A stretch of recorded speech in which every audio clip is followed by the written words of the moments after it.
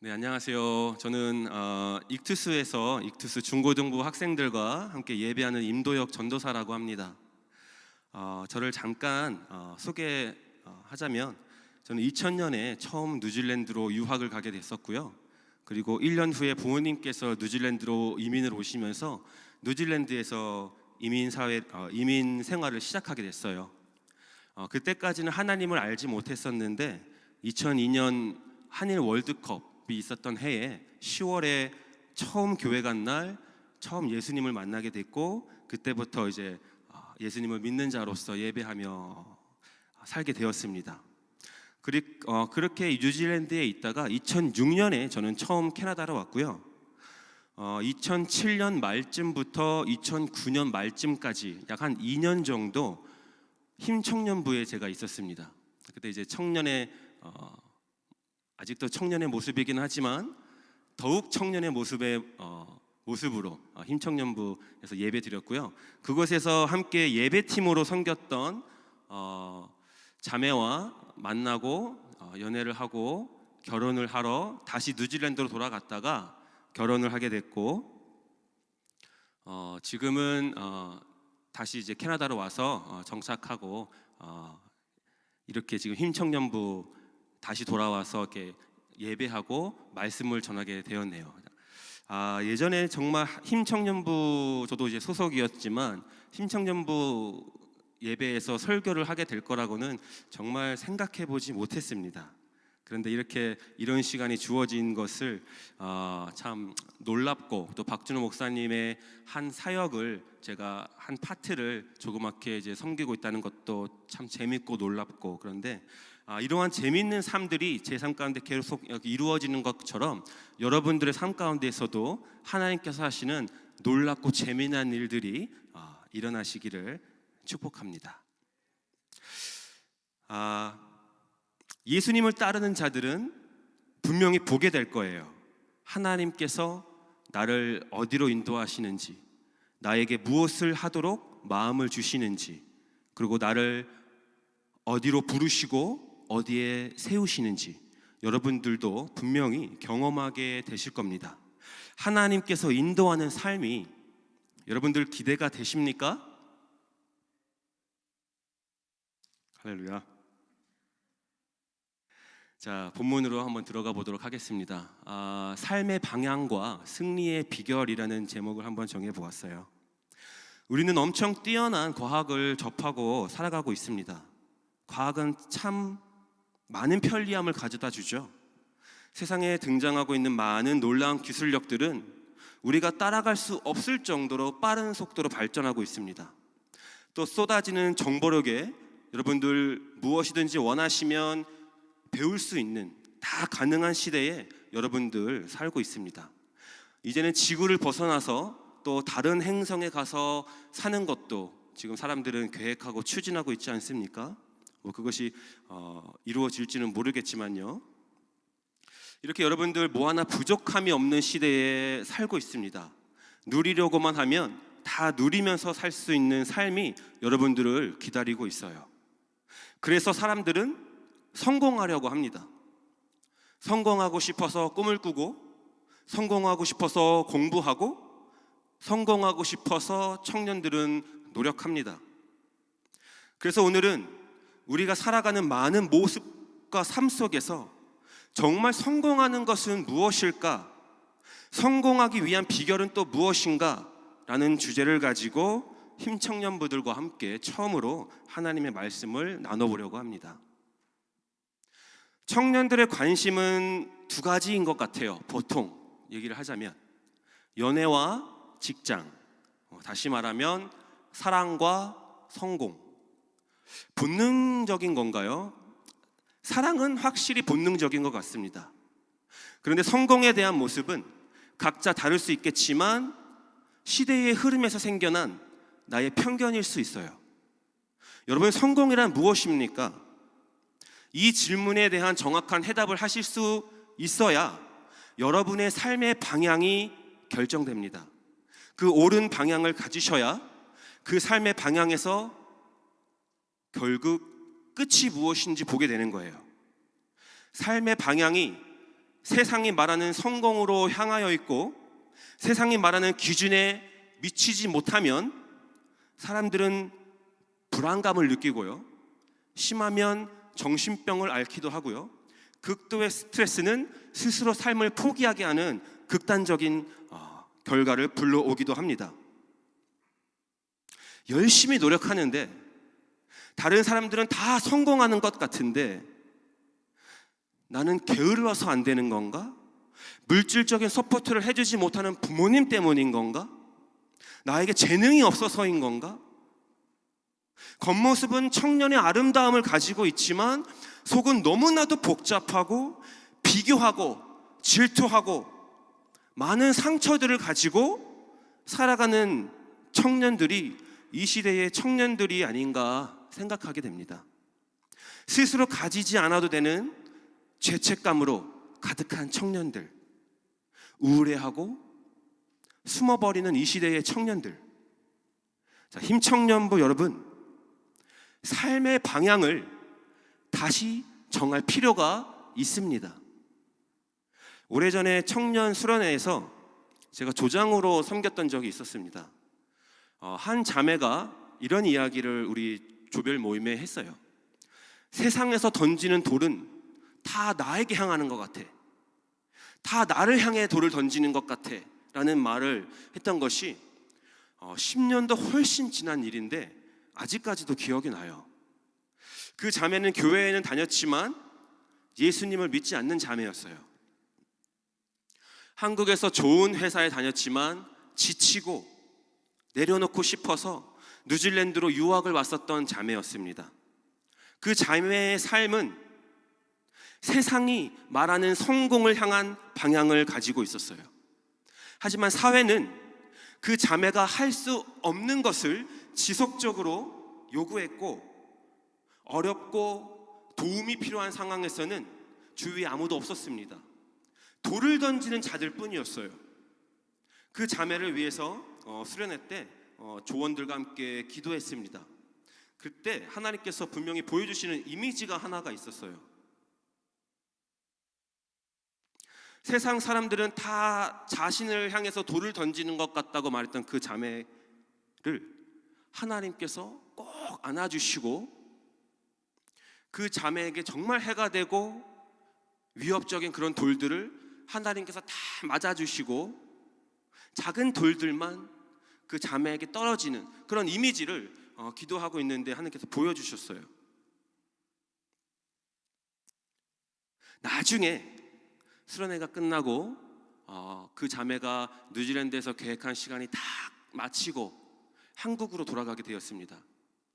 그때 한국에 돌아갔을 때의 그 자매는 선교사의 꿈을 가지고 돌아가게 되었어요. 자신이 한국에 돌아가면 예전과 같이 살고 싶지 않고 한국에 있는 자들을 향하여 복음을 전할 선교사의 꿈을 가지고 한국으로 돌아가게 되었습니다. 자신이 평생 살아왔던 방향에서 완전히 다른 삶의 방향을 찾고 한국으로 돌아가게 되었던 거죠. 어떻게 이런 일이 일어날 수 있겠습니까? 사람들은요, 과학이 아무리 발전해도 지식이 아무리 넘쳐나고 그래도 어떻게 살아야 하는지 몰라요. 우리가 왜 존재하는 자들인지 모르고요, 우리의 모습을 하나님께서 창조하신 그 모습 속에서 찾으려 하지 않기 때문에 세상을 본받아 우리의 삶의 방향을 결정하기 때문에 하나님께서 우리를 향한 계획이 있는데 그것을 찾지 못하는 거죠. 하나님의 선하시고 기뻐하시고 온전하신 뜻이 있는데 그것이 무엇인지 분별하지 못하는 거예요.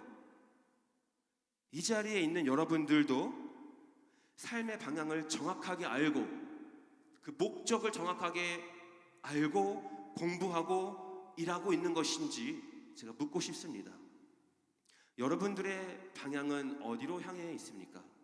삶의 목적이 분명하고 명확하게 정해져 있습니까?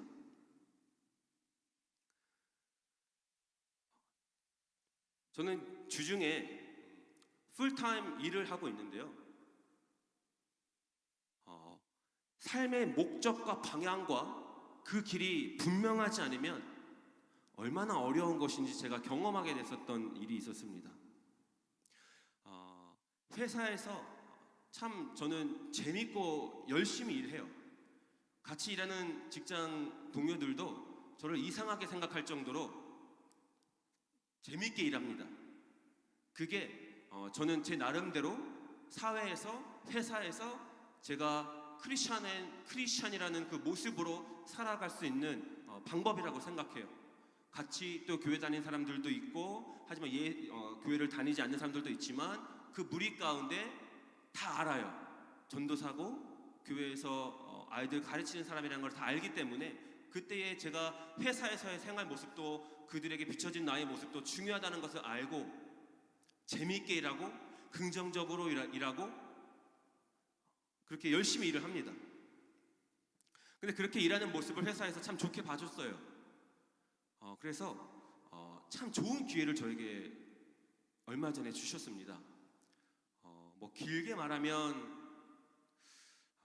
한 8개월, 9개월 정도, 아니면 한 1년 정도 가까이 되는 그 기간 동안 저에게 회사가 오퍼했던 것이 있어요. 근데 더 구체적으로 회사가 저에게 저의 의사를 물어보고 오퍼를 둔 것이 불과 몇 주 전에 있었는데 그 오퍼가 무엇이었냐면 회사가 다른 지역에 우리 회사를 또 이제 열게 되었습니다. 지금 제가 다니고 있는 회사보다도 더 큰 규모의 회사를 열게 되었어요. 그런데 그곳으로 제가 가서 저에게 운영을 맡기고 그곳에서 감독 관리하는 역할을 저보고 할 수 있냐고 물어보셨어요. 참 좋은 기회였습니다. 승진에 고속도로를 타는 것과 같은 그런 좋은 기회였어요. 가게 되면 집도 주고 차도 주고 그리고 만약에 가족들이 다 못 갈 경우에는 주말마다 내려올 수 있는 비행기 티켓값까지 다 제공을 해주겠다고 하는 그런 좋은 기회를 저에게 회사가 물어보았어요. 그 질문을 딱 받고 나서 우리 회사에 이제 높으신 분이 저를 이제 그분의 사무실로 불러서 저에게 직접적으로 물어보셨는데 그 오퍼를 딱 받는 순간 떨렸습니다. 그리고 제가 바로 말씀드리기 좀 그래서 저에게 며칠만 시간을 주시면 제가 가족과 상의를 하고 말씀드리도록 하겠습니다. 그리고 나서 이제 자리를 떠났죠. 제 안에 막 요동쳤어요.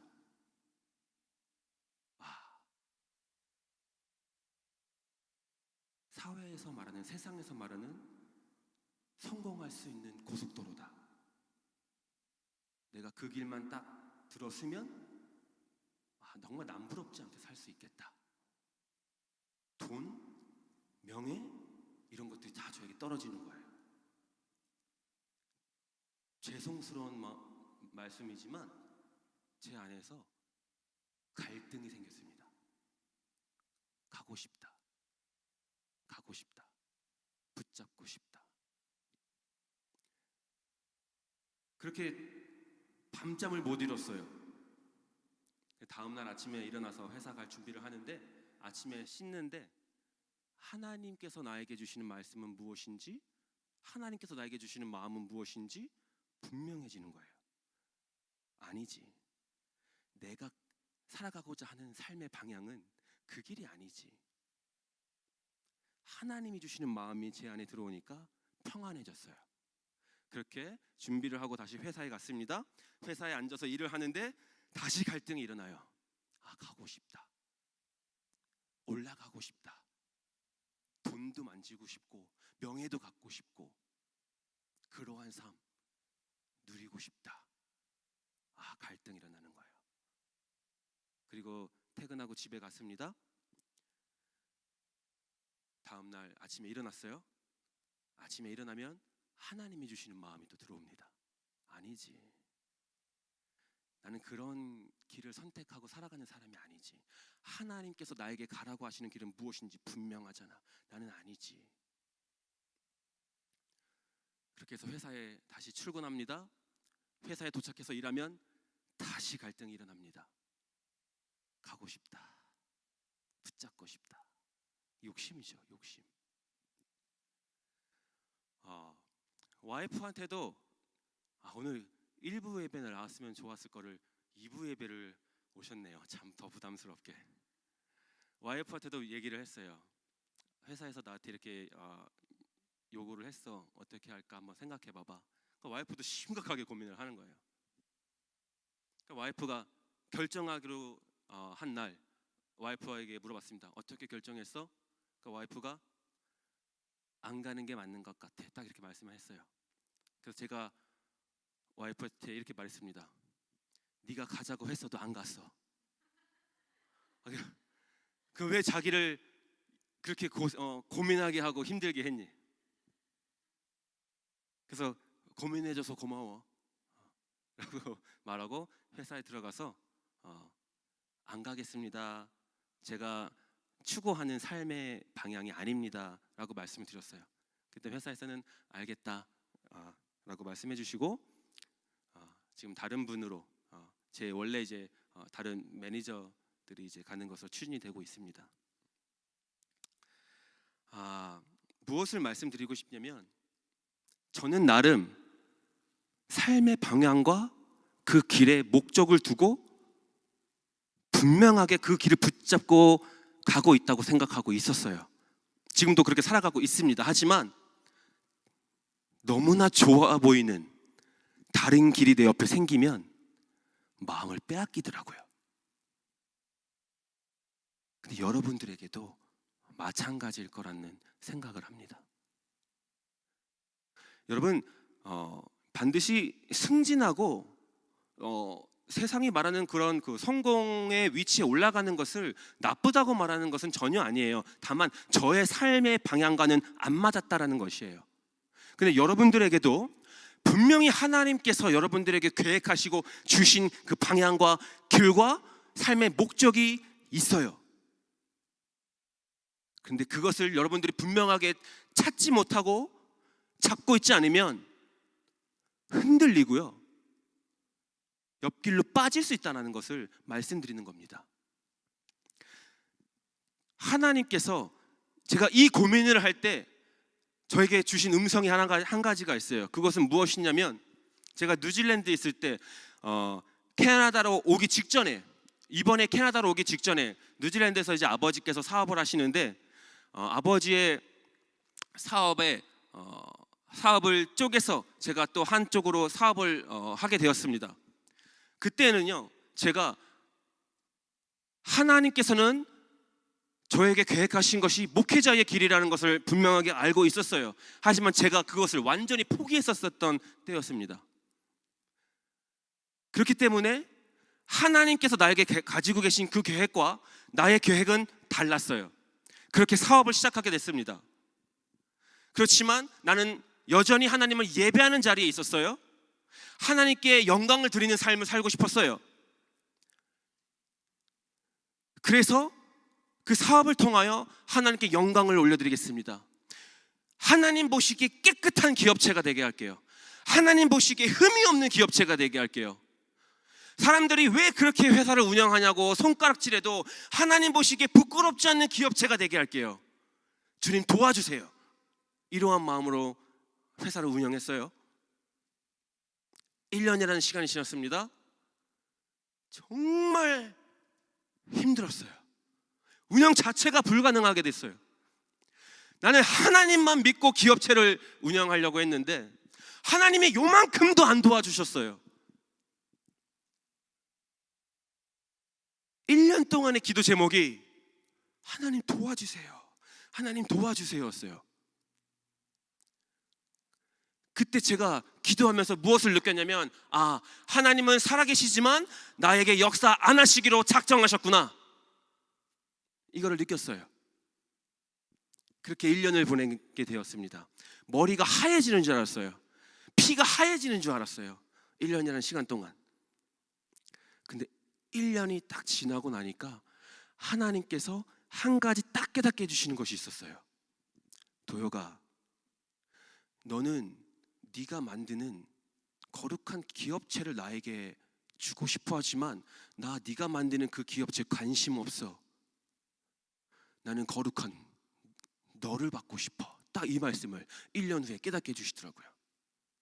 저는요 거룩하게 살지도 않았고요, 예배는 드렸지만 하나님 앞에 여전히 부끄러운 자였어요. 하지만 기업체를 하나님께 드리겠다는 그 말 뒤에 숨어서, 회사 뒤에 숨어서 거룩하지도 않고 본이 되는 모습도 아니고 그런 식으로 저의 삶은 살고 있었어요. 회사를 앞세워서 저는 그 뒤에 숨어서. 하지만 하나님께서는 회사 필요 없어, 나 네 회사 관심 없어, 나 너에게 관심이 있어라고 1년 뒤에 그걸 깨닫게 해주시더라고요. 그러고 나서 그거를 깨닫자마자 하나님께서 놀라운 일을 하시는 것을 보았습니다. 정말 생각지도 못했던 교회에서 저에게 연락이 왔어요. 우리 교회에 중고등부 사역자가 필요한데 혹시 사역하고 계시지 않는다면 와주실 수 있겠습니까? 라는 요청을 받았습니다. 저는 하나님께서 제게 주신 방향이, 목적이 분명히 있었지만 그걸 제가 완벽하게 차단하고 끊어내고 포기한 상태였었거든요. 근데 약 10년이 지난 후에 하나님은 하나님의 계획을, 저에게 심어주셨던 그 꿈을 다시 끄집어내시더라고요. 저는 완전히 포기했었는데, 저는 완전히 다른 길을 선택했었는데, 그렇게 저의 삶의 방향과 하나님께서 계획하신 그 방향과 목적이 다시 딱 매치가 되는 순간, 제가 중고등부 예배의 인도자로서, 예배자로서 딱 서게 됐습니다. 그때 제 영이 정말 숨을 쉬는 것 같았어요. 믿는 자들도요, 하나님과의 더 깊은 관계를 원하죠. 신앙의 성장을 위해서 기도해요. 그런데 방해하는 요소가 너무 많아요. 세상의 유혹도 많고요, 무엇인가 저같이 고집부리게 되고요, 욕심이 생깁니다. 욕심이 잉태한 즉 죄를 낳고요, 죄가 장성한 즉 사막에 이른다고 했는데도 불구하고 욕심이 들어오고요, 욕심이 생겨요. 내 자신이 마음으로는 하나님의 법을, 하지만 육신으로는 죄의 법을 섬긴다고 바울이 말한 것과 같이 우리도 그러한 모습이 있다라는 것입니다. 그래서 오늘 저와 여러분들에게 하나님의 말씀이 필요합니다. 갈라디아서 2장 20절 다시 보겠습니다. 내가 그리스도와 함께 십자가에 못 박혔나니 그런즉 이제는 내가 사는 것이 아니라 오직 내 안에 그리스도께서 사시는 것이라. 아멘. 내가 그리스도와 함께 십자가에 못 박혔다. 정말 여러분, 하나님을 따르는 자들이라면요, 믿는 자들이라면요, 그가 나를 대신해서 죽으신 것을 믿는 자들이라면요, 예전에 우리들의 모습은 이미 예수님과 함께 십자가에 못 박혔나니 나의 옛 모습, 나의 옛 습관, 고집, 나의 기준, 나의 방향, 나의 가치관, 내 안에 숨어있는 모든 상처들까지도, 인간관계 모든 문제들까지도 다 못 박혔나니 이제는 내가 사는 것이 아니요 오직 내 안에 그리스도께서 사시는 것이라. 무슨 말입니까? 내 안에 그리스도께서 사시는 것이라. 그리스도의 삶의 방향이 내 안에 있다라는 거예요. 그리스도의 꿈이 내 안에 있다라는 것입니다. 영원히 없어지지 않는 하나님의 나라가 내 안에 있다라는 것이에요. 그의 나라가 내 안에 있으면요, 하나님의 것으로 채워집니다. 하나님의 것을 더욱 꿈꾸게 돼요. 상처가 치유가 되고요, 인간관계가 회복이 되고요, 더 이상 문제로 바라보지 않고요, 나의 시선이 바뀌어집니다. 지금까지 고집해온 나의 삶의 방법이 아니라 예수님의 삶의 방향이 내 안에 들어와 온다는 것이에요. 예수님이 걸어가신 길을 우리는 함께 따라가는 겁니다. 그럼 어떻게 예수님의 길을 알 수 있겠습니까? 성경을 읽어야지요. 예수님께서 무엇을 말씀하시고, 예수님께서 어떻게 살아가셨고, 예수님께서 무엇을 하셨는지 성경을 통해서 우리는 알 수 있습니다. 예수님께서 가장 먼저 전파하신 것이 무엇인지 아십니까? 예수님께서 가장 먼저 프리치하신 것이 무엇인지 아십니까? 회개하라, 천국이 가까웠노라 하랍니다. 회개하라, 천국이 가까이 왔느니라. 회개하라입니다. 회개하라. 여러분, 우리는 회개해야 합니다. 예수님을 더 깊이 알고 예수님의 삶의 방향을 알기 위해서 우리가 먼저 해야 되는 것이 회개예요. 내 안에 사는 이가 예수 그리스도라면 그분을 무시하고 나의 정욕대로 살았던 것들, 그분의 음성을 무시하고 나의 길을 고집했던 것들, 교회에서만 크리스찬에 밖에서는 세상 사람들과 똑같이 살았던 모습들, 이런 것들 회개해야 된다는 것입니다. 다시 내 안에 계신 예수님을 우리들의 삶의 중심으로 모셔와야 한다는 것이에요. 그런데 마귀는 집요합니다. 죄를 지은 우리에게 마귀가 주는 것은 죄책감입니다. 이 죄책감이 커지면 가룟 유다와 같이 스스로 목을 메고 죽는 상황까지 이를 수 있습니다. 죄책감은 불안을 가져오고요, 스스로 수치스럽고 부끄러운 모습으로 점점 숨어 들어가게 합니다. 죄책감이 있으면 스스로 학대당하고 부당한 대우를 받아도 당연하게 받아들이게 돼요. 죄에 대한 결과라고 생각하고 자기 자신에 대하여 더 이상 변론하거나 보호하려 들지 않습니다. 삶의 집중력이 떨어지고 괴로움 속에 갇혀서 죄로 인한 결과라고 후회하면서 그렇게 살아가게 되는 것이에요. 또한 마귀는 하나님의 말씀을 가지고 우리를 정죄합니다. 우리를 넘어뜨리려고 합니다. 우리가 하나님의 말씀에, 성경에 예민하다는 것을 알아요. 그렇기 때문에 율법을 우리에게 들여대면서 너 하나님의 말씀인데 이렇게 하지 않았잖아 하고 정죄합니다. 이렇게 정죄를 받으면 우리는 올바른 사고와 판단을 할 능력을 잃어버리게 되죠. 하나님을 구하지 못하게 되어 죄와 사망의 법이 나를 누르는 것과 같이 느껴집니다. 그런데 예수님께서 나실 때 천사가 뭐라고 말했습니까? 마태복음 1장 21절입니다. 이는 그가 자기 백성을 그들의 죄에서 구원할 자심이라. 이게 굿뉴스예요. 굿뉴스. 복음이에요. 복음은 저주와 정죄, 높은 기준으로 우리를 저울질하는 것이 아니라 복음은 생명을 줍니다. 예수님은 생명이에요. 죄와 사망의 법에서 우리를 구원할 유일한 성령의 생명의 법이 예수 그리스도가 이 땅에 오셔서 우리를 대신하여 십자가에 죽으심으로 우리를 자유하게 했다는 것이에요. 로마서 8장 1절에서 2절. 그러므로 이제 그리스도 예수 안에 있는 자에게 결코 정죄함이 없나니 이는 그리스도 예수 안에 있는 생명의 성령의 법이 죄와 사망의 법에서 너희를 해방하였음이라. 아멘. 이는 법적 효력이 아주 강력한 하나님의 선고입니다. 꽝! 결코 정죄함이 없나니 너를 해방하였음이라. 하나님의 말씀이 선포되는 곳에는 생명력이 있습니다. 어디입니까? 예배 자리입니다. 하나님의 말씀이 여러분들의 삶 가운데서 선포되어진다면 여러분들의 삶이 예배의 자리가 되는 거예요. 그곳에서 생명이 일어나게 됩니다. 이것이 하나님의 말씀의 힘이고요, 복음의 능력입니다. 그래서 우리는 예수 그리스도의 이름으로 회개하여 하나님께서 나를 원래 지으시고 계획하셨던 그 삶의 목적을 다 되찾아야 합니다.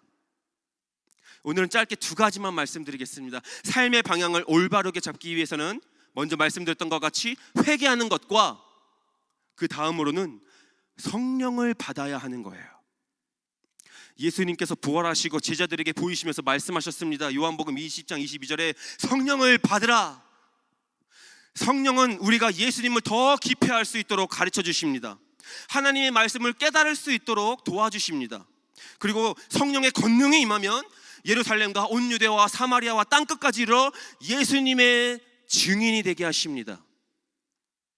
성령으로 충만한 자들, 예수님이 내 안에 계셔 예수님으로 가득한 자들은 예수님을 드러내게 되어 있어요. 성령 충만함은 내 안에 예수님으로 가득한 건데 예수님이 나를 통하여 나오는 거예요. 사랑이 넘치고 기쁨이 넘치고 화평과 인내가 있고 자비, 양성, 충성, 온유, 절제함이 나를 통하여 나오는 것입니다. 그리고 성령님은 정말 바라봐야 할 삶의 방향을 보여주십니다. 그렇게 찾으려 했던 길을 보여주세요. 무엇입니까? 예수님입니다. 세상에서 찾으려 하면 보이지 않습니다. 기도로 구하면 예수님으로 내 안이 가득해집니다. 왜냐하면 예수님이 길이기 때문에 그래요. 내가 곧 길이요 진리요 생명이니 나로 말미암지 않고는 아버지께로 올 자가 없느니라 라고 말씀하셨습니다. 하나님의 나라를 꿈꾸고 하나님의 나라로 방향을 바꾸시려면 길은 예수님입니다. 예수님에게서 여러분의 길을 발견하게 되실 거예요. 그 길은 예수님께서 여러분들과 함께 하고 싶어하는 그 길입니다. 그 길로 삶의 방향을 바꾸신다면 성령님과 동행하는 삶이 무엇인지 구체적으로 여러분들 삶 가운데 체험하게 되실 거예요. 정리하겠습니다. 성공이란 물질 만능주의가 말하고 있는 세상적 기준에 있는 것이 아니라 내 안에 계신 예수 그리스도의 나타나심과 하나님께서 계획하신 뜻을 쫓아 살아가는 그 삶 자체, 그리고 그 삶을 끝까지 따라가고자 구하는 성령님, 이것이 성공의 삶, 승리의 비결인 것입니다. 이제는 신앙의 개혁이 우리 모두에게 필요해요. 삶의 모습 속에서 리폼, 개혁이 필요합니다. 여러분들 안에 질서를 바로 만드는 거예요. 신앙의 개혁은 옛 것을 버리는 것만이 아니라 원래의 것을 찾는 것입니다.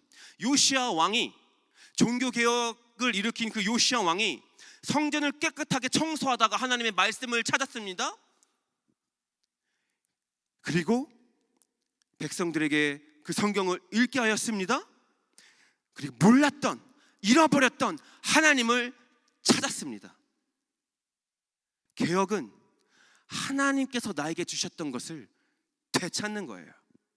15세기에 일어난 종교개혁도 마찬가지입니다. 그들이 가지고 있었던 전통과 유전을 버리고 새로운 것을 찾으려 했던 것이 종교개혁이 아니에요. 원래의 것을 되찾자는 움직임이었습니다. 천주교는 이렇게 말합니다. 기독교는 천주교에서 빠져나간 종파라고. 아닙니다. 기독교는 천주교에서 빠져나간 것이 아니라 천주교 이전의 원래의 모습을 되찾으려 했던 것이 기독교인 거예요. 원래의 것에서 빠져나간 것은 천주교가 되는 거죠. 원래의 것은요, 하나님께서 주신 원래의 것은요, 아름다운 거예요. 재미있고 놀라운 것입니다. 그리고 이 원래의 아름다운 것은 여러분들 안에 다 있습니다. 하나님께서 지으신 그 모습이 여러분들의 아름다움이에요. 여러분들이 꾸미고 가꾸고 채우는 것이 여러분들의 아름다운 것이 아니라 하나님께서 여러분들을 지으신 그 모습 그대로가 여러분들의 아름다움인 것이란 말입니다. 여러분들이 되찾아야 하는 것은 원래의 모습이에요. 그리고 원래 하나님께서 여러분들에게 담아 놓으셨던 그 삶의 방향과 목적, 이 아름다움을 되찾기 위해서, 원래의 것을 되찾기 위해서 우리는 예수 그리스도의 보혈의 능력이 필요합니다. 그 보혈의 능력이 그렇게 살지 못했던 우리를 깨끗하게 눈같이 희도록 씻어줍니다. 어떤 죄도요, 하나님의 사랑보다 크지 못합니다. 결코 죄가 하나님의 능력보다 뛰어나지 못합니다. 어떤 죄도요, 하나님 앞에 엎드려 구하시면 여러분들 용서 받으십니다. 삶의 방향을 하나님께 올바른 방향으로 잡으시는 여러분들 되시기를 축복합니다. 이제는 내가 사는 것이 아니요 오직 내 안에 그리스도께서 사시는 것이라. 죄책감이 아니라 즐거움으로 살아가세요. 누구와 함께? 예수 그리스도와 함께, 성령님과 함께. 매 순간순간 우리는 여러 다른 길들을 보게 되고 그중 한 길을 선택하게 됩니다. 길을 잘 선택해야 돼요. 길을 선택하는 가장 좋은 방법은 그 길에서 예수 그리스도를 찾는 것입니다. 갈라디아서 전체가 말하는 내용은 믿음으로 의롭게 된다는 것이에요. 그 믿음은 하나님께서 주시는 겁니다. 말씀을 들을 때, 예배하며 하나님과 소통할 때, 찬양하고 주를 즐거워할 때 우리에게 믿음이 선물과 같이 주어지고 더욱 자라게 돼요. 이제는 믿음으로 나의 삶의 방향에서 승리하는 삶을 사시는 저와 여러분들 되시기를 축복합니다. 갈라디아서 5장 16절, 너희는 성령을 따라 행하라. 그리하면 육체의 욕심을 이루지 아니하리라. 이제는 살아도 주를 위하여, 죽어도 주를 위하여 나아가는 힘청년부들 되시기를 예수님의 이름으로 축복합니다. 함께 찬양하시겠습니다.